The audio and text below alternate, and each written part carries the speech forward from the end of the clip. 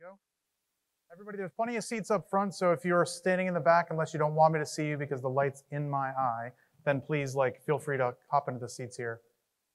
Okay, it's 2:30. I think we're going to get rolling. Good morning, everybody. My name is Mike Cadnazzi. I want to thank everyone for joining us today for what's likely to be a lively discussion on the Submarine Workforce Industrial Base Challenge. First, I want to thank Crystal, James, and Kyle in the back for hooking us up with our mics and all that kind of good stuff. Joining me today are Navy and industry leaders from organizations that are on the front lines of tackling one of the most significant problems facing the submarine workforce today.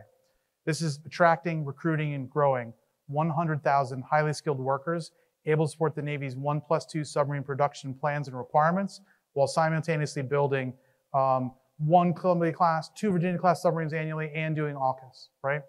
I'm Mike Cadnazzi. I'm a managing director within EY's core business services market line, support aerospace and defense across the board. By background, I spent 10 years in the US Navy as a cryptologist. I have 25 years of serious experience in aerospace and defense broadly. I've worked with many of our organizations and your organizations in time. Today on the panel, we've got an illustrious crowd. Let me run from the right to left here.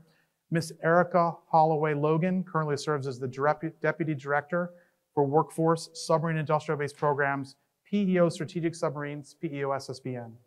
She is responsible for workforce strategy and investments in training, hiring, placement, and retention to bolster the submarine industrial base by increasing awareness, capacity, and skilled labor to support new submarine construction. Thanks, Erica. Ms. Catherine Dames is currently the Managing Director for Education and Workforce Development for Blue Forge Alliance. In this role, she is responsible for developing the strategy and roadmap to attract, recruit, and train new workers with the right industrial skills to build and repair submarines. Before joining Blue Forge, Catherine was the Regional Director for a manufacturing-focused adult education and workforce training program down in Texas. Thanks, Catherine. Mr. Sean Avery currently serves as the President and CEO of the Hampton Roads Workforce Council. In this role, he provides leadership for strategic initiatives, partner community relations, business and industry development, industry sector activities, educational initiatives, and management oversight for the largest workforce development board in the Commonwealth of Virginia. Next to Sean, Ms. Erica Ford is a principal in EY's government and public sector world and leads the People Advisory Services practices in EY. Erica's work in the public sector is focused on building organizational and employee confidence and resilience using a combination of workforce strategy, technology, analytics, and innovation. Always a pleasure to have somebody else from EY on the panel. And finally, Ms. Adele Ratcliffe at the end, who is the Director of Innovation Capability and Modernization with the Industrial Base Analysis and Sustainment Program. She has a long career in acquisition policy spanning manufacturing technology, test and evaluation, and emerging technology. Thank you very much, everyone, for joining me today. Thank you, everybody, for having the crowd here. So I think we'll just get right into it. We've got about 40 minutes or so, 30 minutes or so of discussion along the panelists, along a bunch of different lines, and then some time for Q&A, 5 to 10 minutes, and then I'll ask each of the panels to sort of wrap up based upon their thoughts. Real quick, though, let me sort of set the scene for where we are with this submarine industrial base challenge in the workforce. First, we're squarely in a world of geopolitical turmoil, at-scale conflict in Eastern Europe, active warfighting in the Levant, with escalating regional tensions and fighting throughout the Red Sea area and up spanning 5 or 6 different countries, depending upon your current map of the world. Every day, US Navy ships and sailors are defending themselves in the global sea lines of communication from active attack by hostile actors in the Red Sea. Those sailors, their ships, their families in your mind while you're here and going forward. I don't know how that's at the top of the news every night. And that's all before we get into great power competition. China is outbuilding the US in both military and commercial shipping. By one estimate, China has 200 times the US shipbuilding capacity. That's a media report. I don't know what the actual numbers are. And we're seeing what China is willing to do with growing naval power, asserting itself aggressively throughout the China Sea, threatening its neighbors and our partners. There's a sense of urgency given this growing intensity of the conflict with the PRC in the South China Sea. We're seeing incentives for Chinese to act aggressively towards us in their behavior, things we've seen in the past that don't always work out well. Concurrently, China is increasing its strategic deterrent, while Russia's continued to talk up the utility and the applicability of its strategic deterrent and its geopolitical challenges. This has reinforced the national security commitment to recapitalize the US sea-based nuclear deterrent as part of the triad, also simultaneously building new attack submarines. The Navy submarine plan, building 1 Columbia-class submarine and 2 Virginia-class submarines a year to maintain dominance in the undersea domain, while also supporting AUKUS and the future requirements for AUKUS down the line are demanding, to say the least. Post-Cold War drawdowns and increased globalization of manufacturing supply chains have resulted in an industrial base unable to surge the requirements and the needs of the moment. One of the most significant problems is the current and projected shortage of highly skilled workers needed to produce and support Navy submarine shipbuilding requirements. Tens of thousands of workers across multiple industrial sets are needed, not just in the organizations and geographies represented on this panel, but throughout this organization, throughout this building. Industry lacks the capability and the capacity to solely solve these workforce challenges. So if I can channel Taylor Swift, sorry, Adele, and Taylor Swift's Bad Blood, now we got problems, and I don't think we can solve them. We can. And that's what we're here to do today, is to hopefully get some hope out of all this crushing morosity and think about what we can do differently down the line. How can the broader workforce ecosystem evolve and involve governments, industry, nonprofits, academic partners working together to solve what is a major national economic and security challenge and grow the submarine workforce with the right industrial skill sets? What can we do to accelerate this process starting today? These are just some of the topics we want to cover from across the expanse, the expertise that this crowd brings. So thank you very much for that. We'll start with you, Erica Logan. Why don't you do the same thing sort of that I did sort of geopolitically and sort of like macroeconomically? You help the stage for us and provide us with some additional detail on the 1+2 Navy requirement, the challenge of this build plan, and where the Navy is currently focused in addressing the challenge. Yeah, sure will. First, I'd like to start with something that I am stealing from someone who is in this room. It was a GIF, I will call it, and it said there were 2 types of people that watch the eclipse: welders and non-welders. My name is Erica Logan. I do work for PEO SSBN. My leadership is here today and really appreciate them supporting me, Admiral Scott Papano and our Executive Director, Mr. Matt Sermon, and certainly wouldn't be able to do the job that we're doing now without their support to go and try things in a bull in a china shop fashion to try and make an impact with this workforce challenge that we have. If you've been hanging around this event, you've heard all about workforce and how much of a challenge it is. Mike sort of set the scene on how we got here. Hopefully you've heard 1+2, 1 Columbia, 2 Virginia-class submarines, plus sustainment makes for a tall challenge when it comes to workforce. We try to be a data-driven organization. We've come up with about a need of 148,000 people. That's a lot of people. How did we get here? You've probably read and heard a lot about that as well. Manufacturing trades, post-Cold War drawdown, right? People go to college culture, right? People going to college, not going into manufacturing trades, training programs, not very robust and certainly not full. Working age demographics, right? People having less children. That's just a fact. Also, I want to mention slow population growth. Competition from other industries. That's a big one. We're up against, right now, sort of, if you want to be working, you can be working. So there's competition from other industries that we're up against. Telling industry to go find the people was sort of a non-starter. Submarine Industrial Base is here to help. Certainly not trying to tell people what they're doing wrong, but we're here to help and support and make smart investments to impact the industrial base as a whole. And that's another thing that we realized. This was going to take a holistic approach, not just people, which is what I refer to workforce. It's about people, but it's also about supply chain. It's about aging infrastructure. It's about economic issues. We realize all these things are intertwined. So when we go to look in different regions, look at different ecosystems, there's other challenges there, right? You get the training in place. You get individuals to take the training, but now what about transportation? What about housing? What about childcare? So we figured out there's a lot of things in the mix here that are intertwined where it's a complex problem. It's not just as simple as, train people up and put them on the job. So we've realized it's very complex. I'd like to cover sort of two more parts to my opening statements. I want to highlight some of our current efforts, what we're trying to do. We did try to move out quickly, but we also tried to move out smartly. Some of you have heard of the Accelerated Training in Defense Manufacturing in Danville, Virginia. It is a program that is, just like its name, accelerated. We needed to get people through training quickly. This is a program that's 16 weeks, 600 hours of training across 5 trades, where we train them up, and then they're placed. They're placed in the submarine industrial base or the defense industrial base. We also determined we needed to make some capacity investments. We couldn't put an ATDM everywhere.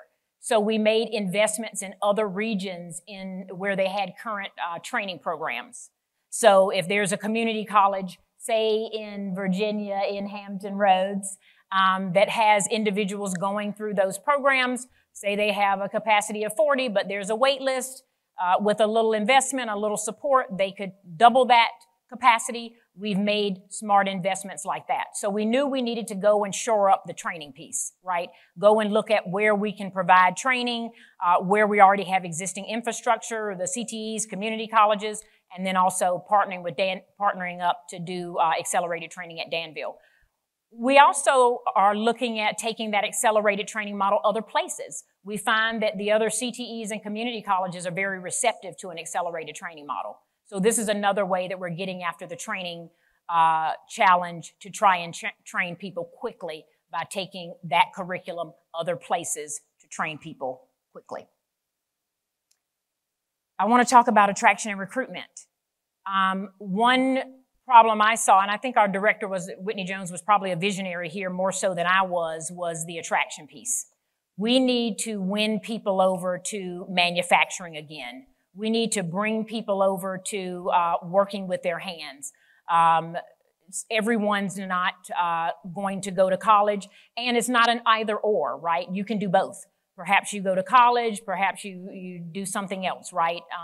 I laugh when I say long-standing careers because sometimes young people, that makes them cringe, right? It's death by 1,000 cuts that I've got to go sit on the same job for 20 or 30 years. So you can have multiple careers in your lifespan. So we try not to say either or, but certainly we wanted to win people over to reinvigorate manufacturing, look at the types of jobs, and hopefully appeal to people that want to do something like what we were trying to offer. So we started off on an attraction and recruitment campaign that is going gangbusters, buildsubmarines.com if you're familiar.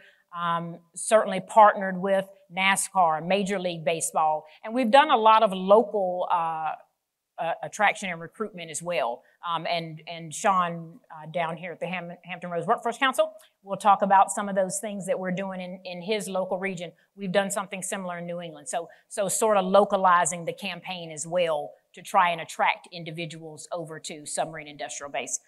Over 3 million people have come to that site. You can set up job alerts. And you'll hear I always close with sort of a call to action on what you could do to get engaged. But I think that attraction and recruitment campaign has paid dividends for us. Great. I'll just add last thing, youth focus. We know we've got to be focused on youth. We know we've got to be focused on, elementary, middle school. We're not going to solve the problem with the existing labor force. We've got to get into the schools, get educational programs going, everything, summer camps, internships, programs that allow kids to go and experience, do on the job, be able to go to supplier sites and see what they're doing so they get like a realistic job preview of what they might be doing to sort of show them the possibilities and the career potential. So I'll end there, Mike. I could go on. No. Okay. Thank you. We were going to do solve hunger, but yeah. Share. I know you wanted to be a teacher. You would get the prize for best handwriting up on the screen here. Catherine, I have a question. So we're representing sort of the multi-natured partnership effort here, the regional partnerships, the national partnership, government, industry, all together. So let's talk a little bit about Blue Forge and what you do and the role that you're playing in sort of addressing this challenge. Thank you so much, Mike. So I think what I should just say to Erica's points is ditto. The Blue Forge Alliance is a nonprofit neutral integrator that is working with the SIB to build up the submarine industrial base. And 3 of our primary functions are technology advancement and adoption, supporting resilient supply chains, and then my division of re-energizing the workforce, right, and helping us get to that 148,000. Last Thursday was 144,000. So what's a few thousand among friends? I mean, now we're just nitpicking at this point. And so we are hyper focused on supporting the submarine industrial base in all of the ways that we can help, build rising tides. And one of the things that we're really focused on is understanding kind of regionally what is happening. How can we take that nationally and vice versa, right? So we're focused on integrating nationally and catalyzing locally, and then the opposite of that. So is there something that's working nationally that could be hyper-focused in, say, the Hampton Roads area?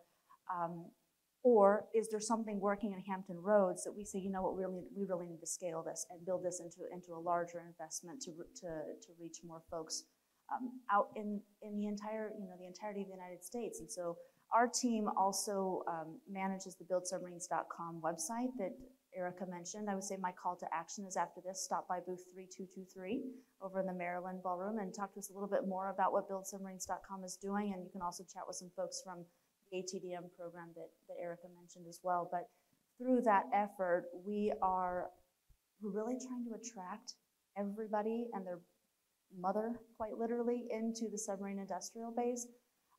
We have the opportunity there for individuals to come to buildsubs.com, buildsubmarines.com. I tend to shorten it. Don't shorten it anymore because then it gets negative. We are hoping that individuals can come to buildsubmarines.com and find training opportunities like at ATDM or at any one of the other places that we are funding that are offering high quality training in the submarine industrial base and these trades that we know are very important. We're also helping folks get jobs. We have a partnership with ZipRecruiter where we're scraping jobs for, 4,000 now of the roughly 15,000 suppliers that are in the submarine industrial base, and of course our 2 primes, where folks can come to our website, click directly on apply for a job right from there, or they can create a profile where they can say, hey, I've got XYZ skill, and say someone at Fairlead or at Siemens can have their own profile and go and say, I'm looking for a welder or I'm looking for a machinist, and look at the 15,000 profiles that we have of folks that are saying, hey, I want a job, and connect me to those jobs. And I think, through strong partnerships with organizations like Hampton Roads Workforce Council that are also funneling people into that website and then pulling people from that website into their training programs, we're really making a big difference especially in these 6 focus regions that we're working on right now with the SIB. Fantastic. Thanks, Catherine. I'd like to jump to Adele at the end. So given sort of IVAS support for SIB and marine industrial base activities overall, how does this fit within your portfolio, your policy vision for moving forward? I think hers is not on. Check Adele's. Maybe we'll pivot back to Sean then. We'll come back to you in a minute. Sean, let's talk, Catherine mentioned the Hampton Roads Workforce Council specifically. How do your councils fit in the solution, right? So very local focus and tied in here. How important are those partnerships for sort of forming sort of the demand signal locally and understanding the requirements succeeding in particular region? Great question. So we are 40,000 of that 100+ thousand that they talk about in Hampton Roads. So we have Newport News Shipbuilding. We have Norfolk Naval there. We have many of the supply chains that are associated with that. And so it's very important to us. Workforce development, I've been in this game for 27 years, and it's probably been, this is the best time to be in it. It's sexy to be in workforce development, and I love it now. First time that sentence has ever been said. I say it all the time. I'm going to be honest. No, but it is. And what we're doing at the Hampton Roads Workforce Council, it's great that all this is happening at the national level, but really everything is local. Everything is regional to make these programs work. It takes relationships. It takes the ability to put programs in place. And so what we've been able to do in Hampton Roads is we did identify what the demand was from the employers. And unfortunately, in our region, which is, I'm representing now originally 15 cities and counties, but we've expanded out to 27 cities and counties, including going into northeastern North Carolina, is that we did not have the supply of educational programs to even touch the demand. For example, we looked at 6 of the key industry areas or key occupational areas, welding, for example, which we thought we were doing pretty good there. It would take 2 years of our welding programs to create what we need in 1 year. We look at coatings. It would take 9 years for our educational institutions to put in place what we need for 1 year of supply. And that's just not feasible.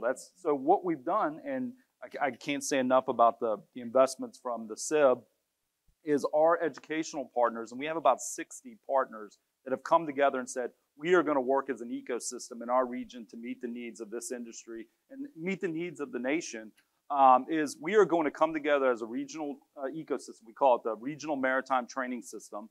And we're all working together. It's about 9 community colleges. It's 27 school divisions. It's Old Dominion University. It's a number of our K-12 our proprietary schools, and we're working as a cohesive brand now. And through investments like Erica mentioned, we've got 4 new maritime training facilities coming online this year. We've got doubling the capacity in some of our K-12 and CT programs. Just one of these new training facilities that's going to come online, we just had the groundbreaking a couple weeks ago, is going to produce 700 new individuals for the system per year. And so all this is coming together. But the one important thing in our region is we've said we can't rely just on the federal funds. We love it. Oh, I love that federal money. But we know it's not going to be forever, and it's not going to solve the system. And so our state, the Commonwealth of Virginia, is investing money in this. Local governments are investing money. Our private sector partners, you mentioned Fairlead, they're an investor in this project. And while they may not get, employees, they will get some. They understand that this is an ecosystem that we're putting in place in our region. So again, love the federal investment, but everything needs to come down to the region. And then I'll just add one more piece to it. As AUKUS comes online, it's even going to impact our region more. So we're working with our economic development partners, the Hampton Roads Alliance, which is in the audience here, to attract those suppliers that we need in the region, because again, that's going to increase the workforce we need. So we need to be at the table all at the same time. Fantastic. I think, Adele, you found your voice. Check. You good? I have to maybe speak up louder. Good. So I'd come back to you on the role that IBAS is playing in supporting SIB and why the department is investing and why I think it's important. Yeah, thanks. So I think it's really important to step back and understand how far we've come to understand how far we can go. 4 years ago, walking the shop floors across America, I just consistently heard workforce is a problem, but there was no one acting on that. And so we, as we studied the ecosystem of both what industry was signaling and then back that into the supply chain, so to speak, of supplying trade trainers, we've spent a lot of time in this country focused on what it takes to grow up engineers. But we had largely lost the focus of maintaining a healthy trade labor workforce. Right? That was driven by, one, we've offshored manufacturing. And in doing so, people are really transactional in their life, especially young. What they see often prompts them to continue to move down the pipeline of life into that, whatever they see. So when local manufacturing facilities were closed and moved from their communities, we ripped the K through 12 vocational technical training programs out of their capabilities, which also served as our recruitment pipelines. As those training pipelines serve 2 purposes. 1, to skill them up. 2, to be able to expose them to manufacturing and eventually recruit them into our, in our case, the defense industrial base. Absent of that, you were suffering. And so when we studied this and developed the National Imperative for Industrial Base, Industrial Skills Imperative, right, the NIST model, which advocated for reconstituting K through 12, modernizing our community college systems to bring them up to where industry needs to be and needs to go. Because what we know is that if you don't have a skilled labor force, it makes it difficult for you to adopt technology, whether it's 5-axis or AI, right? It's going to be hard for you to adopt it if you don't have a workforce that can help you do that.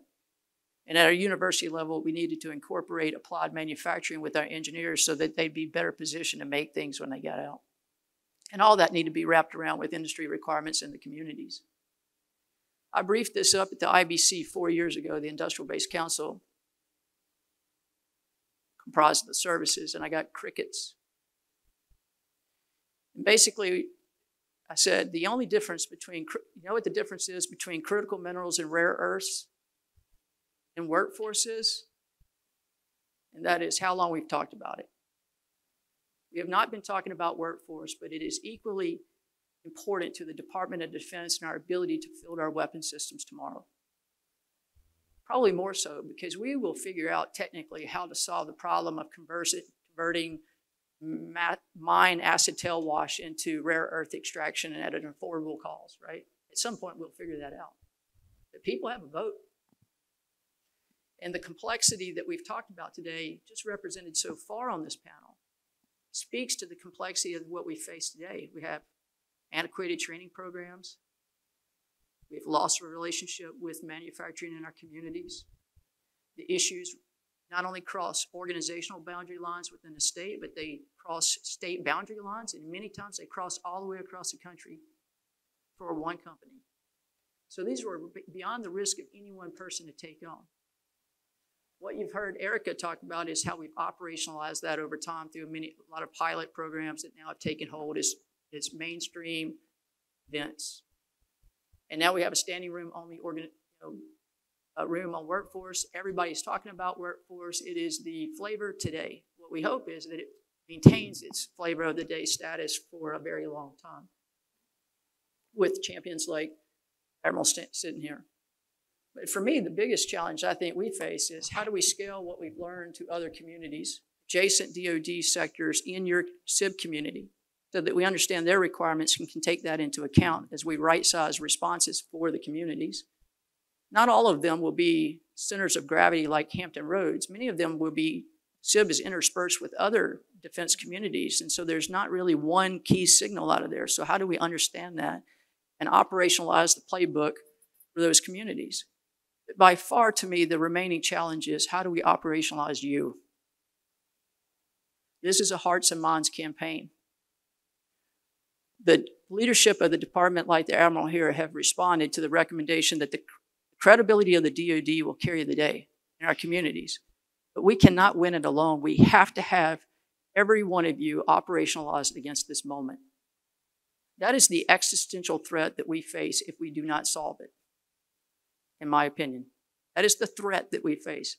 We have to have the common playbook and operationalize individuals in key communities, most importantly, small and medium manufacturers. How do we get them more actively in the game to understand the threat that they face if they are not more actively engaged in that trade training, recruit, train, hire, and retain process? Appreciate the chance. Thanks. Great. Thank you. So Erica Ford on the end there. There's a lot of investments we've talked about, a lot of approaches to investment in the workforce that we've discussed. What's required to ensure success? What are the key elements of success moving forward? And do you have some examples of commercial government sort of pairing partnerships and use cases to highlight where that has served us well? Yeah, thank you so much for having me, and I appreciate the question. There's a couple things. A quick question before I start. How many people in here think that they would be able to describe the experience of a welder, their whole experience, their whole life experience, to include their work? Just with the show of hands, how many people think that they could describe that soup to nuts? I've just been told, my colleague here has been a welder. How many of you think that a recruiter could describe that to someone that they're talking to about a job with the Navy? Right?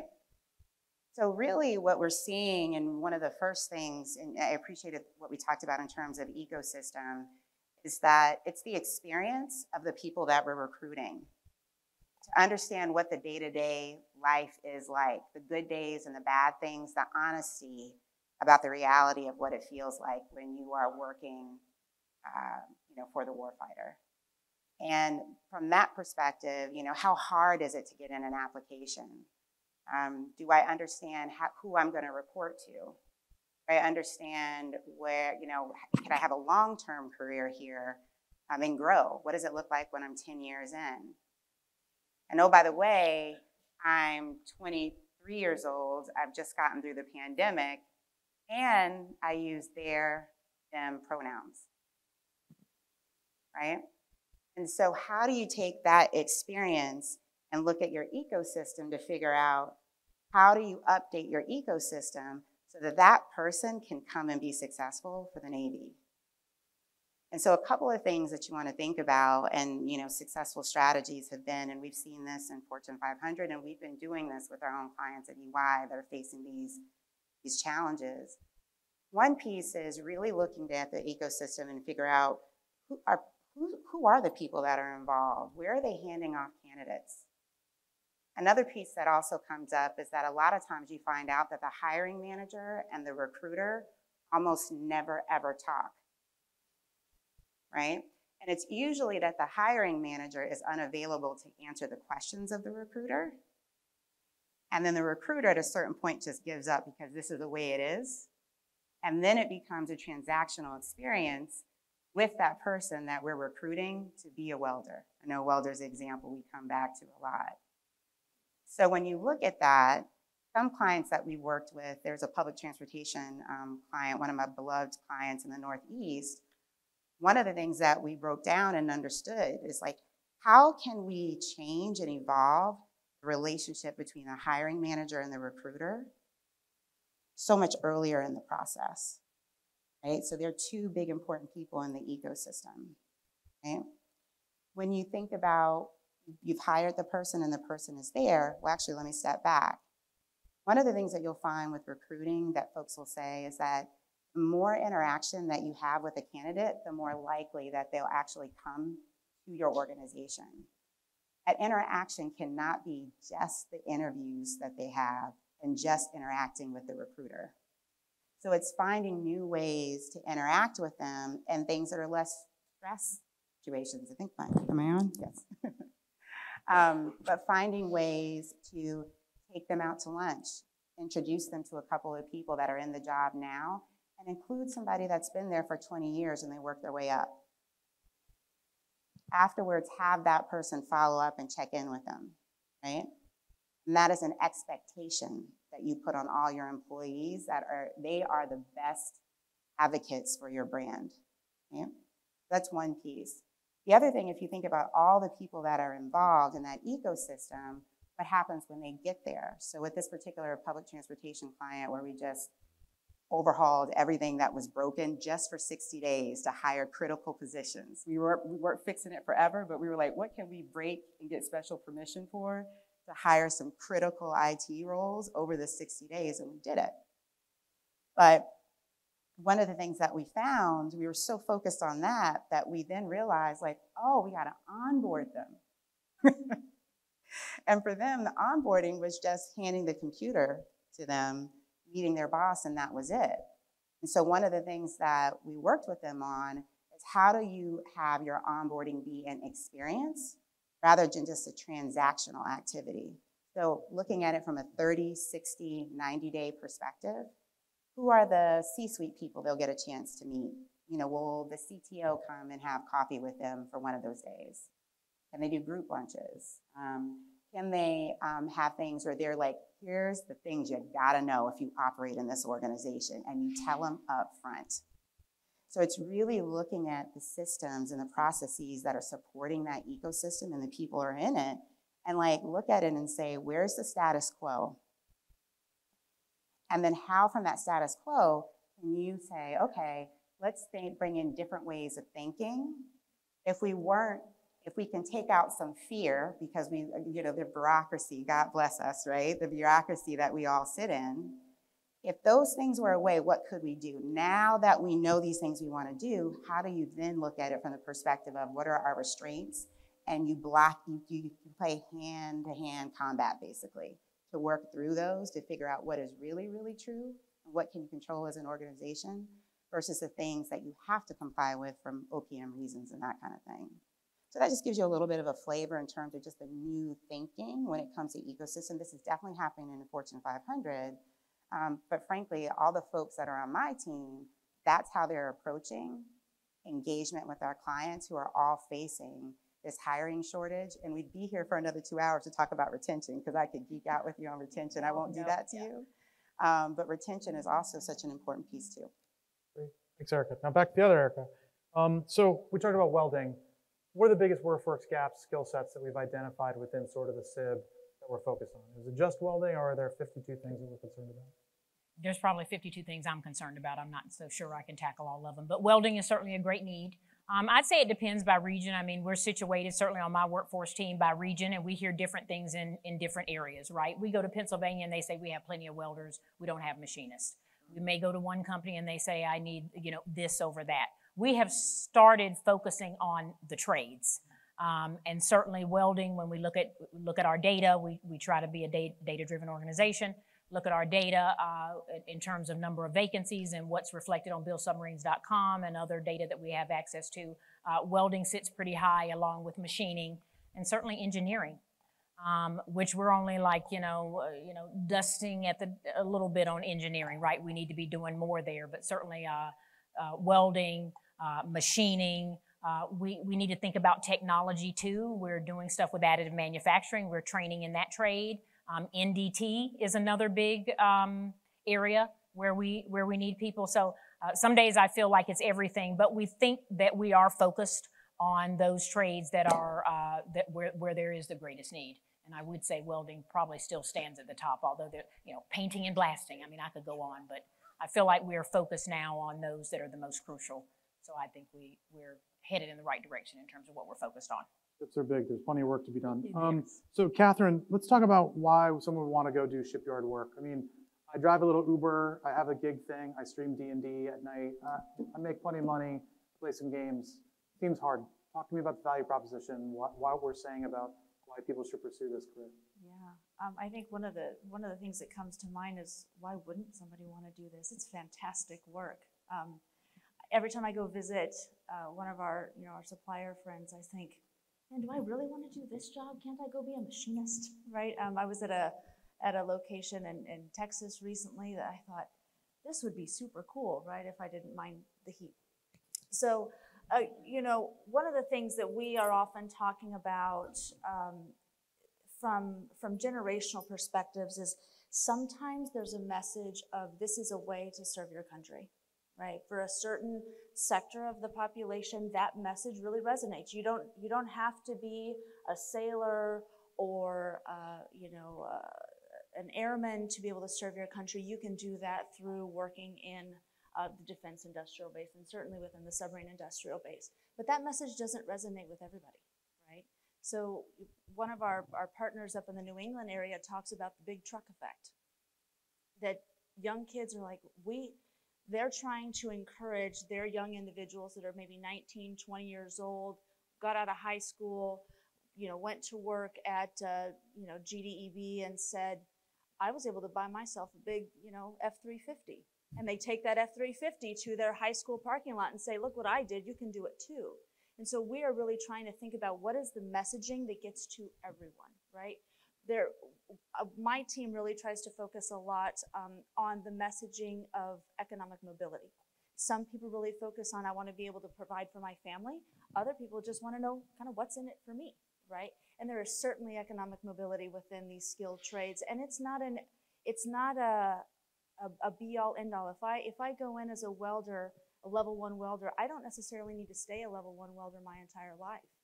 There are ways for me to upskill to become a top-tier welder within my organization, where I can go back to school and get something else and end up in our NDT or quality control shop within that welding. So there's a lot of flexibility with these jobs. It is another, I think, aspect that we really try to hone in on, that there's growth within the submarine industrial base. And for individuals that say, you know what, maybe they're driving Uber today and they're tired of driving Uber. We have folks that are like, I'm tired of working at a bank. I want to do something with my hands, right? And we have opportunities through ATDM and other training providers across the country where folks can do that. And they can say, what I thought I wanted to do 5 years ago is not what I want to do now. And so, come visit us and we'll help them get where they want to go. Sean, talk to me a little about in 1 minute, please, the sort of key to the value prop for this career that you're sort of talking about down in Hampton Roads area. So in Hampton Roads, most people have lived there for a while. Their families have been part of the shipyard down there. And I mean, for example, my mother and father worked at the shipyard. My grandfather worked at the shipyard. my daughter's boyfriend works at the shipyard now, and he has 2 F-150s. He's 20 years old. I'm not kidding. And he's going to the apprentice school now. So it's part of the DNA in Hampton Roads. I mean, we identify as a maritime community. We have a huge military population. They understand that need. We have the largest Navy base. So that is really what we hammer home too when we're saying the same thing. We work very closely with Catherine, build submarines.com, is this is a lifestyle. I mean, you're part of a family when you go work at Newport News Shipbuilding, Naval Base, Fairlead, all those things. And there's a lot of opportunity. The growth there is just unbelievable. So that really is the value proposition. We say you're adding to the defense of the nation, but you're also adding to yourself. And we show those F-150s and how it really just is just so much opportunity there. We're getting big truck effect into the lexicon today, ladies and gentlemen. Okay, I'd like to just pause and pivot to some questions. So if anybody out there has a question, I see one hand, please go to the microphone or scream it. Right back there. I'm one of the ones that raised their hand about being a career welder. I want to make just a couple of comments. I was a state and national welding champion in Utah when I was in high school. That's All awesome. right. Thank you. Way to My go. mom was proud of me. Give that man a hat and sign him up. Right. She's a little girl. The year that I graduated, they shut down the welding program in my high school.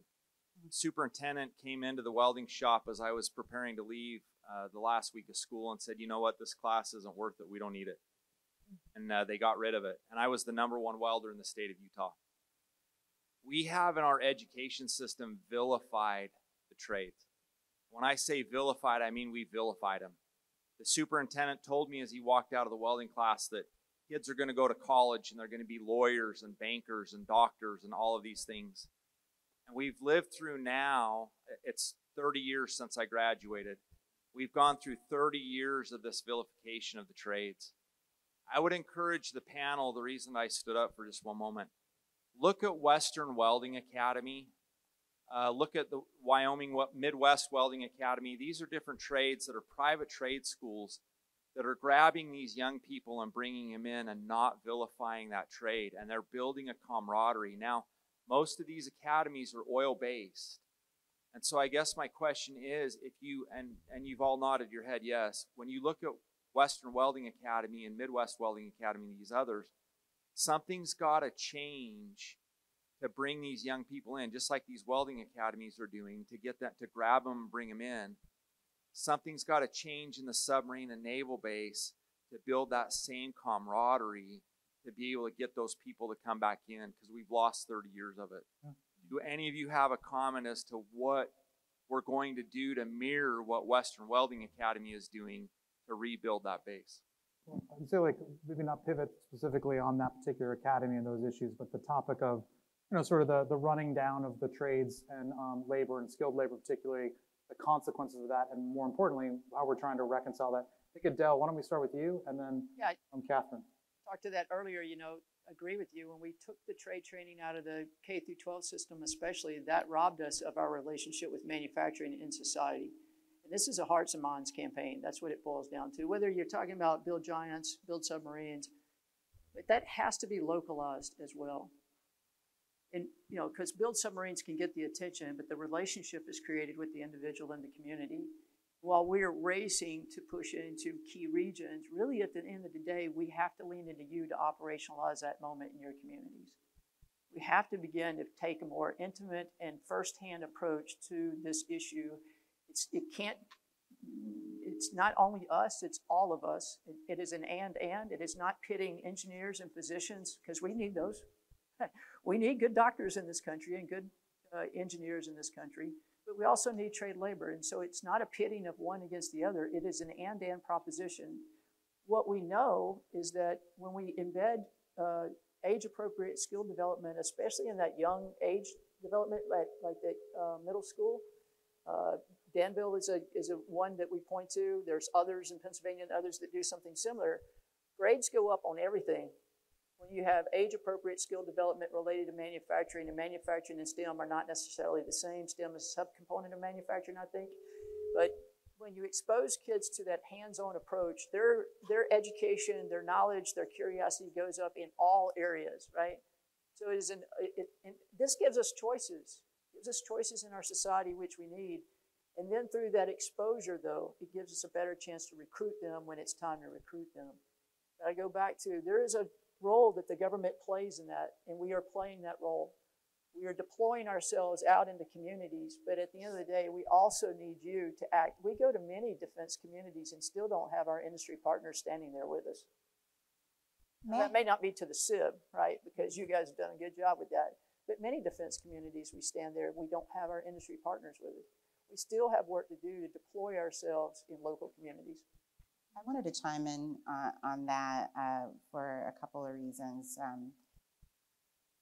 I don't know if this exists now, but there is an argument for a organized campaign around local community advocacy when it comes to the different paths that you can go on in terms of your career.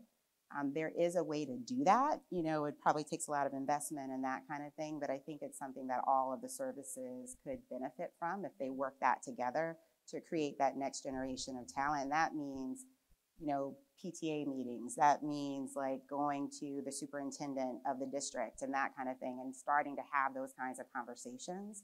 So that's one piece of it. The other piece to think about is the generational piece. So I live I'm fortunate. I live with my mom. I live with my two sisters. I live with my brother-in-law. And I live with my two nieces, and they're 7 and 8. And they're both really brilliant in so many different ways. But we had a family dinner over the weekend, and I had Melissa on our team came to that dinner. And they were sitting there as my niece was explaining to her how she could fix Minecraft so that her son could actually play it and she wouldn't have to be worried about all the stuff you can get to in Minecraft. She was basically telling her what kind of permissions you can put on. She's 8, you know, which was like wild. But the reason why I give that example, it's the generational piece, right? Because when I was 8, that didn't even exist. And it goes back to what I was saying about the person that is identifies as they, them, their. The generational piece, going to a 3rd grader and a 4th grader, what is it that you have to talk about with them that lays the breadcrumbs? So by the time they're and based on where we are and where we're going as a society, that lays the breadcrumbs for when you're working with them in middle school, that excitement has already started and you can continue to build on that. At the same time, when you think about it, this isn't a particular,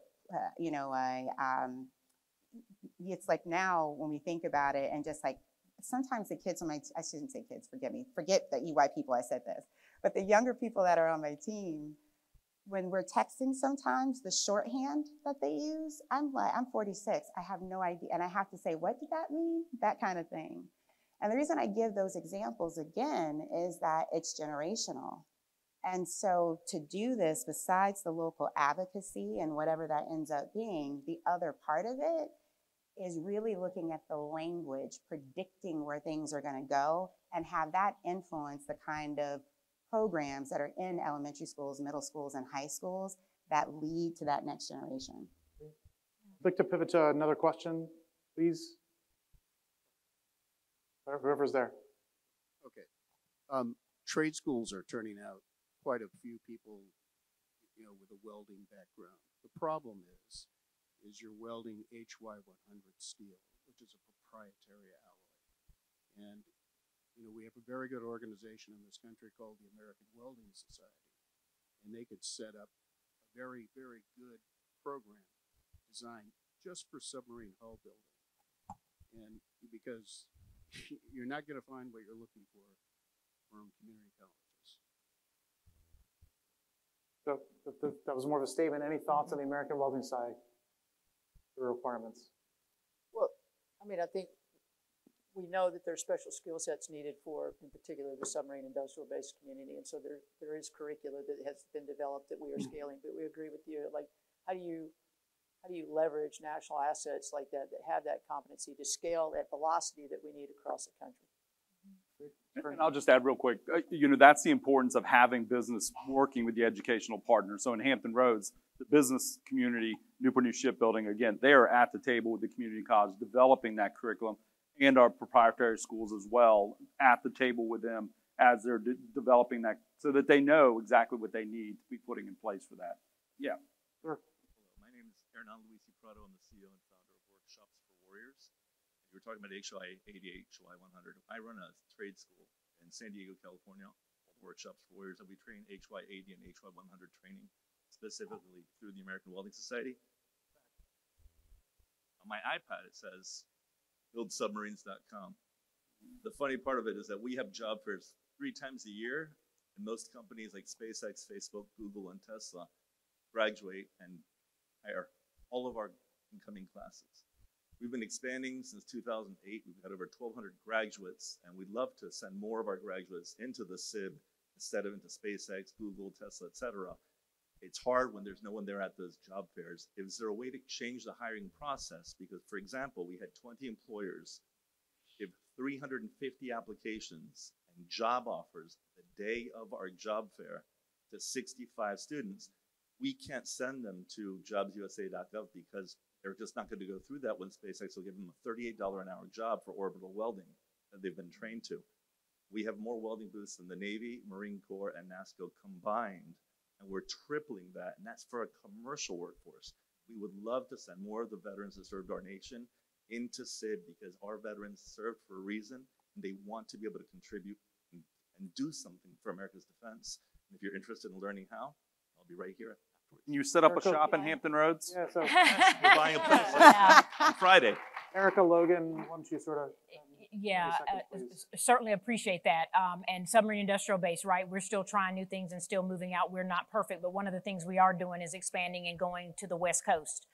We have a talent pipeline program that we're standing up there. Certainly, we now have a dedicated individual that's working on veterans and transitioning military initiatives. Would be happy to attend job fairs. We do that certainly following a Hampton Roads Workforce Council model where they're everywhere, right? Trying to recruit veterans, serve without serving, or certainly come over and serve some more once you've already served. So would love to learn more about the organization. And certainly as we, get our arms and legs in the West Coast, we'll be doing more and you'll be hearing more from us. Without serving, serve some more is a lot of service. Yes. Mike, if I could, Yeah, please. one other thing, I want to foot stomp the talent pipeline work that that Navy and IVAS are supporting through TMG. There's some folks here in the audience from TMG that you've raised your hand. If you want to check in with them after this, and certainly, or you could stop by the buildsubs.com booth later on to talk about that. But the TMG program really does support a bit to Erica's points earlier on the attraction, the placement, and the retention piece, where they are working in a hyper-local fashion through these flags that are kind of regional hubs of companies that are coming together to talk about what's working and what's not working for their companies, and being able to bring folks into the submarine industrial base and defense industrial base in general. They are launching a new flag in San Diego later this month, and so please check in with the TMG team. But there are flags in Hampton Roads, in Boston, Long Island, Philly, Pittsburgh, and New York. Thank you very much. And then there's also an enterprise one that you can certainly chat with us if your location is not in one of those areas. Chat with the TMG team that can help. Great. I'd like to round out with your sort of takeaway statement, everybody, 30, 45 seconds, something like that. Adele, let's start with you. Hearts and minds. Hearts and minds. That's Hearts it. and minds You got campaign. 30 seconds. Go to the Waffle Houses. Go to the thrift goods shop. Go to the Macy's. I don't care where we go. We have to go where the people are, and we have to win the hearts and minds of the parents, teachers, counselors, and community, regardless of who they are. You got to go where they are and win the hearts and minds of them. Great. Erica? I'll add, when you're looking at your ecosystem and the process work that I mentioned, drive empathy across every inch of it, from the recruiter's experience to the hiring manager's experience to all the people that are involved, the onboarders and that kind of thing. What is that like? And really doubling down on that really empathetic experience for the candidate and tie everything to that, and don't stop once they get there. Look at this real holistically. Make it so they'll never, ever want to leave, because they are so secure and so happy, and they're doing meaningful work that they wouldn't even consider going anywhere else. Don't. Again, focus on the national need, but really do the regional programming. And in your communities, find a champion organization that can kind of take the lead, be the convener that pulls groups together, because that really somebody needs to be continuing to think about this every day in your communities to make sure that it happens. Think global, act local. Okay. Good. Kath? It's going to take all of us. And so we really need your support in helping understand what your needs are so that we can better serve you as the neutral integrator for this very important work that we're doing. So please connect and help us help you. Erica? Yeah, along those same lines, it's a call to action. I think it's all of us helping ourselves, right? You joining up with us. If you're a supplier, getting engaged with buildsubmarines.com, knowing and understanding where the talent pipelines exist. If you're an individual, right, bring your child to work day. Go to your child's school. Talk about manufacturing. Talk about the trades. Talk about shipbuilding and constructing submarines, the cool work that you do. I think that'll go a long way too. So I think everybody in this room can take action to help us and to secure up our national security. Ladies and gentlemen, on behalf of Erica, Catherine, Sean, Adele, and the team in the back, thank you very much for the opportunity to come and talk today. Feel free to grab everything. Thank you.